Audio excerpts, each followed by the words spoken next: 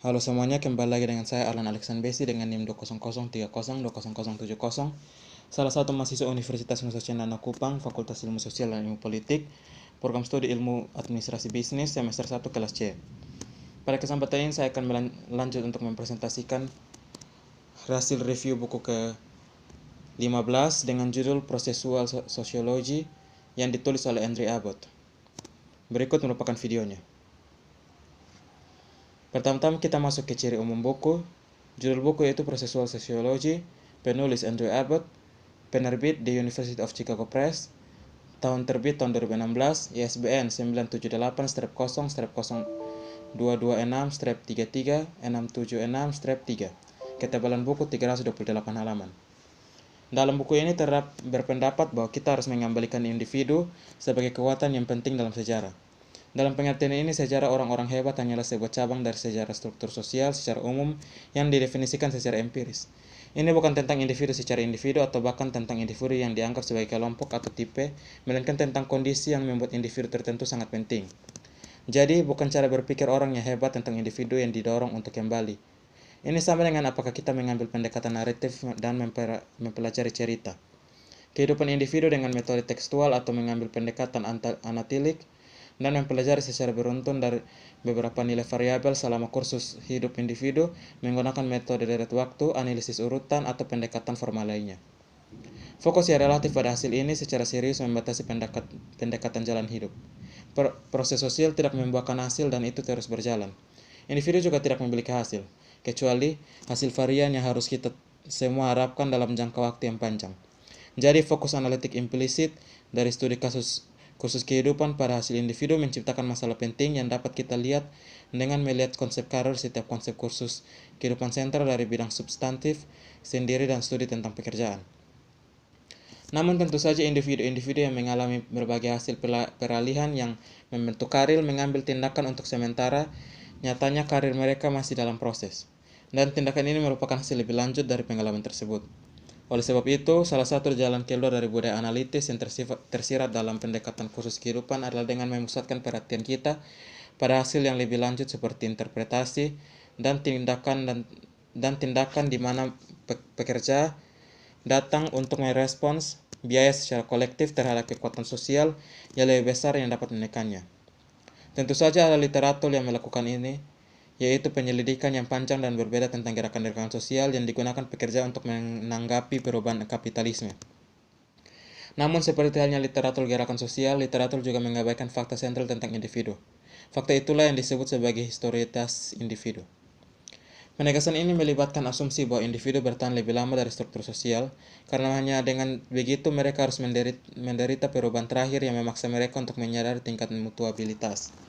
Dalam dunia ini dapat dikatakan bahwa perubahan sosial terjadi semakin cepat, pasti berkesinambungan historis individu yang memberikan urat yang dapat menghubungkan masa lalu dan masa kini.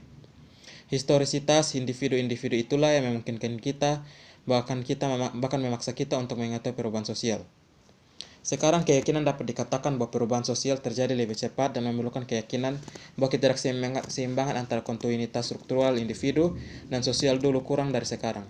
Artinya, sementara beberapa orang mungkin ingin menganggap sebagai aksioma bahwa individu memiliki lebih banyak kontinuitas dari waktu ke waktu daripada struktur sosial, hubungan aktual antara kontinuitas struktural individu dan sosial mungkin merupakan masalah empiris yang bervariasi menurut waktu dan tempat. Pada pandangan pertama, tampaknya setidaknya ada 3 dimensi utama dari kesejahteraan semacam itu. Salah satunya yaitu biologis. Individu memiliki tubuh yang dalam arti tertentu secara fisik terus-menerus dari waktu ke waktu. Meskipun sel-sel tubuh kita terus diperbarui, pembaruan ini jelas merupakan sesuatu yang lebih tepat daripada pembaruan analogi. Bisa dikatakan sebagai organisasi formal dengan penggantian bertahap anggotanya. Tubuh membawa catatan masa lalu dengan cara yang cukup literal. Namun demikian, pada diri memorial individu kurang hening dibandingkan dengan diri memorial dari struktur sosial. Sebaliknya, ingatan akan struktur sosial seperti SSHA tersebar cukup merata di otak ribuan anggota dan mantan anggota dan pembaca jurnal, pekerja di hotel di mana di situ tempat mengadakan pertemuan tahunan dan sebagainya. Orang mungkin mencatat bahwa memori suatu organisasi didistribusikan secara luas juga dalam arti memori tersebut terkandung dalam barang catatan yang tersebar luas. Rekaman-rekaman ini merupakan vektor ketiga dari kesejahteraan karena keseluruhan tujuannya adalah pencatatan literal, dengan demikian penjaraan dari entitas sosial atau individu. Tidak seperti dalam kasus historias, biologis, dan peringatan, mungkin tampak sulit untuk membuat kasus bahwa historias individu yang tercatat melebihi struktur sosial. Namun, orang sebagai makhluk hukum memiliki ketahanan sejarah yang kurang lebih sama seperti korporasi, yang bagaimanapun juga adalah persona ficatae.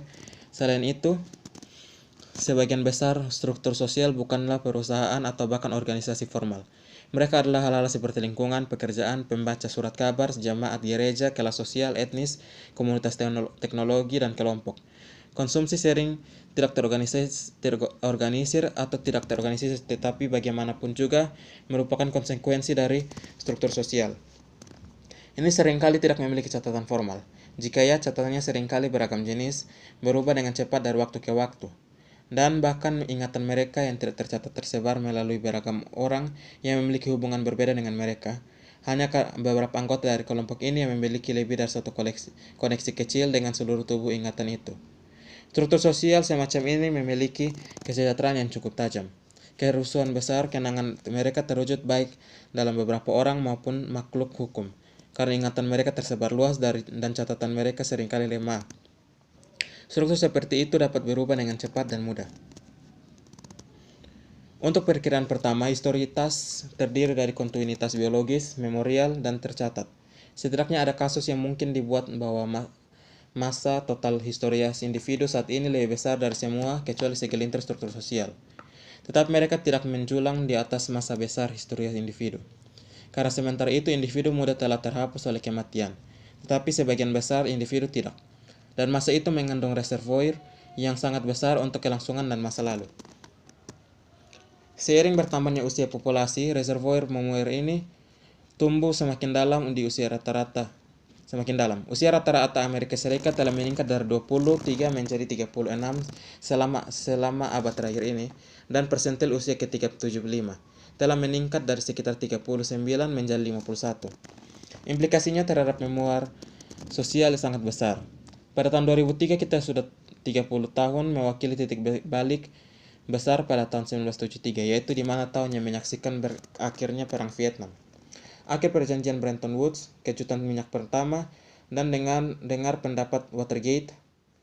Tetapi 43% dari populasi pada tahun 2003 telah berusia setidaknya 10 tahun pada tahun 1973, dan oleh karena itu kita dapat mengingat era sebelumnya. Saat Prancis memanggil Les Trente Glorieuses, 30 tahun gemilang pertumbuhan ekonomi dan legalisme setelah perang. Ini mungkin tampak seperti contoh yang sepele, sesuatu yang kita semua tahu, tetapi kita tidak menulis seolah-olah kami mengetahui hal ini. Misalnya, argumen penulis tentang pentingnya kesejahteraan juga menyiratkan bahwa sebenarnya tidak ada yang namanya survei populasi dengan gelombang independen. Semua survei yang diulang secara berkala sebagian besar merupakan survei panel implisit, misalnya kecenderungan yang terjadi pada keputusan pemilu tahun 1948 tidak hanya dibangun di era New Deal dan Fair Deal, tetapi juga berasal dari loyalitas orang tua dan kakek nenek, hingga perpecahan agama dan etis di masa lalu, konflik bagian dan komunitas yang hampir mati. Dengan demikian, dalam arti yang sangat nyata, setiap pemilu tertentu merupakan gabungan dari beberapa pemilu dan berbagai peristiwa politik dan sosial. Orang-orang memilih seorang presiden pada November tertentu, tetapi pilihan mereka dibuat tidak hanya atas dasar apa yang telah terjadi pada bulan-bulan sebelumnya, atau bahkan 4 tahun. Pada tahun 1948, beberapa orang memberikan suara untuk masalah internasionalisme pada tahun 1940, yang lain tentang masalah depresi pada tahun 1932, dan beberapa bahkan tentang masalah perbudakan pada tahun 1860. Perhatikan bahwa implikasi komposisi ini hanya akan langsung dengan asumsi memoir yang sempurna. Hal ini dapat pada gilirannya menyarankan bahwa kita harus mencurahkan penelitian yang serius pada pertanyaan tentang kapan, bagaimana, dan mengapa kedalam dan akurasi memori semacam ini berubah. Dalam praktiknya, pastinya ini bukanlah bagaimana penelitian pemilu dikembangkan, namun untuk peristiwa yang jarang terjadi dalam kehidupan, ternyata di kemudian hari peristiwa tertentu bisa saja terjadi. Semakin pendek bayangan yang ditimbulkan dalam memori populasi secara keseluruhan dan semakin dipengaruhi oleh pergeseran usia penduduk. Kumpulan atribut dan pengalaman pribadi yang dibawa melalui waktu ini dapat dianggap sebagai jenis historitas keempat yang akan disebutkan substansif. Konsep familiar yang mewujudkan historitas substantif adalah konsep pendapatan seumur hidup yang telah melihat penggunaan yang bermanfaat sebagai ukuran ketidaksetaraan. Tetapi melihatnya sebagai ukuran ketidaksetaraan berarti melihatnya hanya sebagai hasil suatu tanpa konsekuensi lebih lanjut, yang kita gunakan hanya untuk menilai satu jalan hidup dibandingkan dengan yang lain. Dilihat dari keseluruhan kelompok, masa historitatif substantif ini setiap saat merupakan penentu utama tidak hanya dari pengalaman kelompok itu, tetapi juga seluruh masyarakat di sekitarnya. Misalnya, kesejahteraan substantif dari kelompok pensiunan berarti bahwa kita tidak dapat membayangkan pensiun dalam arti abstrak, bahkan jika kita membiarkan tentang hal itu berubah di seluruh zaman sejarah yang kita analisis. Setiap kelompok akan membawa pada masa pensiun serangkaian aset dan kemampuan liabilitas yang berbeda-beda yang ditumpuk oleh sejarah yang telah dibuat dan didalaminya. Pada saat tertentu, jumlah total dari tanda-tanda ini dari pengalaman sejarah yang dikodekan ini merupakan sekumpulan kemungkinan dari batasan di mana berbagai aktor harus bekerja di masa sekarang. Peristiwa periode besar, kekuatannya lebih besar, dan sebagian besar model dunia kerja tidak eksogen bagi sistem struktur sejarah ini. Mereka sendiri ditetapkan sebagai bagian dirinya. Misalnya pengusaha dengan desain teknis baru atau konsepsi birokrasi tidak dapat memperkerjakan jenis pekerja berpendidikan tinggi tertentu jika jenis pekerja tersebut tidak ada. Artinya, sejarah hitas individu yang disandingkan pada saat tertentu memaksa majikan untuk hidup dalam batasannya. Pengusaha mungkin harus puas dengan pekerja yang tidak optimal dalam jangka pendek, dan dalam jangka panjang mereka mungkin harus menanggapi kendala tersebut dengan berbagai cara. Argumen keturunan darah melibatkan bergalak melampaui pemikiran tentang historitas individu untuk berpikir tentang kesejahteraan dari jenis kelompok perantara. Argumen terkait dengan pernikahan sedikit lebih sulit dipahami. Bab ini mencatat sejumlah kekuatan yang mendukung pemeliharaan kontinuitas di sepanjang garis keturunan individu, objek fisik atau biologis, memori dan penyimpanan catatan yang disengaja. Dan tampaknya cukup jelas bahwa kekuatan-kekuatan ini penting untuk memahami kesinambungan aktual dari waktu ke waktu, kelompok sosial seperti pekerjaan, atau kelas sosial atau kelompok etnis, tetapi sehubungan dengan individu.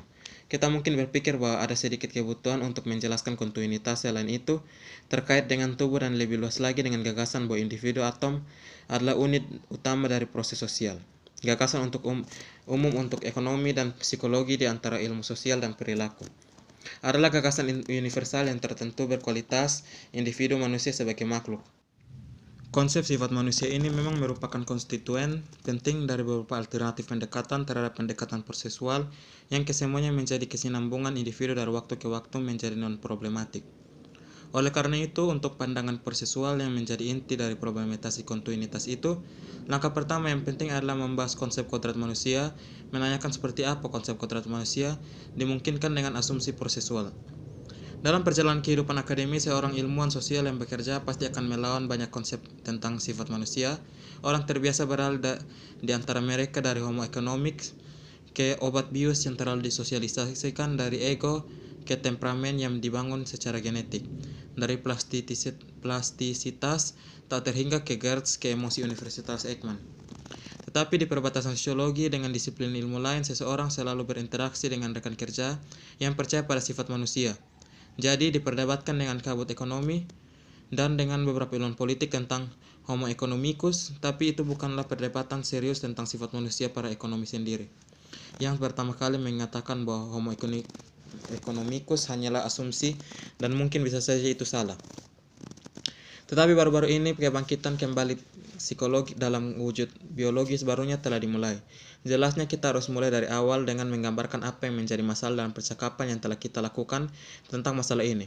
Seseorang mengatakan tentang masalah ini daripada tentang sifat manusia, karena ungkapan terakhir sebagai ringkasan bahwa ada dunia kehidupan hal seperti sifat manusia, dan hal itu secara substansial daripada secara definisi, sebagai realitas daripada sebagai sesuatu yang kami ciptakan. Artinya masalah pertama adalah bahwa istilah tersebut dapat menjadi kenyamanan nominalis belaka yang menunjukkan beberapa rangkaian hal yang didefinisikan rela dan oleh karena itu secara definisi ada. Seperti dalam sifat manusia terdiri dari aspek-aspek pribadi yang umum bagi semua individu manusia.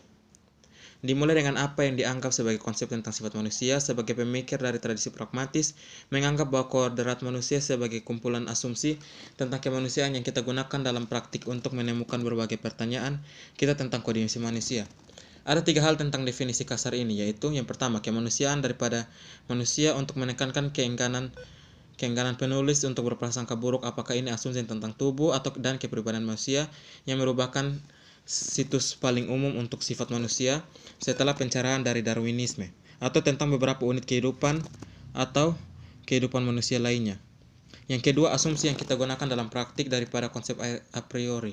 Karena menurut saya yang terakhir adalah khayalan dan saya tidak berpikir bahwa ada atau bisa jadi serangkaian asumsi yang benar atau tentang sifat manusia dalam pandangan penulis. Pada suatu lokalisasi tertentu dalam proses sosial, sekumpulan gagasan kerja tentang apa yang kita sebut sebagai kualitas dasar kemanusiaan. Mereka merupakan gagasan apapun tentang sifat manusia yang berlaku di tempat itu, tetapi mereka hanya ide kerja, bukan ide platonis. Ketiga, untuk menemukan daripada berfungsi sebagai dasar sosiologis, karena saya tidak ingin khawatir tentang apakah konsep semacam itu didasari atau tidak dasari, saling konsisten atau tidak konsisten dan sebagainya. Cukup bagi saya bahwa mereka adalah konsep yang menjadi dasar secara eksplisit atau implisit dari serangkaian argumen lokal tertentu tentang pengalaman manusia. Perhatikan bahwa posisi ini memang memerlukan keyakinan bahwa hampir tidak mungkin membuat argumen yang koheren tentang kemanusiaan tanpa asumsi atau kodrat manusia. Sebuah argumen harus memiliki dasar di suatu tempat jika tidak bersifat tautologis atau murni performatif. Ada pertanyaan tentang situs sifat manusia, sementara sebagian besar konsep memahami sifat manusia sebagai hal yang diwariskan pada individu manusia. Sebagian besar percaya pada sifat manusia diwarisi dalam kelompok-kelompok secara terpisah atau bahkan dalam keseluruhan spesies. Contoh konsep kodrat manusia berbasis individu sudah cukup dikenal. Dimensi terakhir dari konsep kodrat manusia adalah mutabilitas. Beberapa konsep membelokkan sifat manusia sebagai pemberian yang tidak berubah, atau homo economicus adalah jenis ini.